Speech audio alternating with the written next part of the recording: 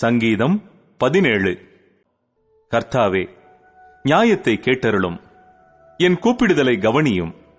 கபடமில்லாத உதடுகளினின்று பிறக்கும் என் விண்ணப்பத்திற்கு செவிகொடும். உம்முடைய சந்நிதியிலிருந்து என் நியாயம் வெளிப்படுவதாக. உம்முடைய கண்கள் நியாயமானவைகளை நோக்குவதாக.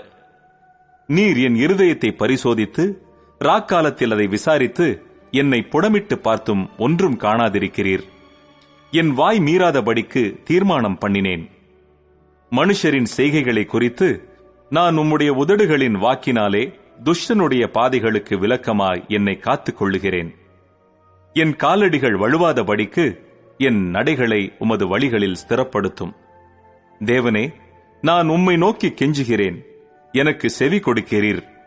என்னிடத்தில் உம்முடைய செவியை சாய்த்து என் வார்த்தையை கேட்டருளும். உம்மை நம்புகிறவர்களை அவர்களுக்கு விரோதமாய் எழும்புகிறவர்களினின்று உமது வலது கரத்தினால் தப்புவித்து ரட்சிக்கிறவரே, உம்முடைய அதிசயமான கிருபையை விளங்க பண்ணும். கண்மணியைப் போல என்னை காத்தருளும்.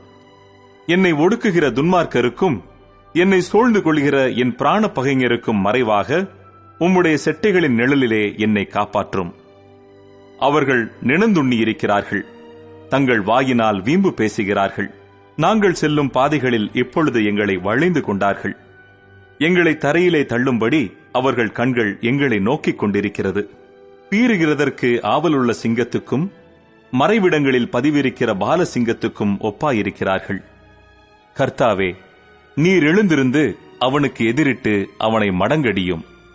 கர்த்தாவே, என் ஆத்துமாவை துன்மார்க்கனுடைய கைக்கு உம்முடைய பட்டயத்தினால் தப்புவியும். மனுஷருடைய கைக்கும் இம்மையில் தங்கள் பங்கை பெற்றிருக்கிற உலக மக்களின் கைக்கும் உம்முடைய கரத்தினால் என்னை தப்புவியும். அவர்கள் வயிற்றை உமது திரவியத்தினால் நிரப்புகிறீர். அவர்கள் புத்திர பாக்கியத்தினால் திருப்தியடைந்து தங்களுக்கு மீதியான பொருளை தங்கள் குழந்தைகளுக்கு வைக்கிறார்கள். நானோ நீதியில் உம்முடைய முகத்தை தரிசிப்பேன். நான் விழிக்கும்போது உமது சாயலால் திருப்தியாவேன். ஆமேன், ஆமேன்.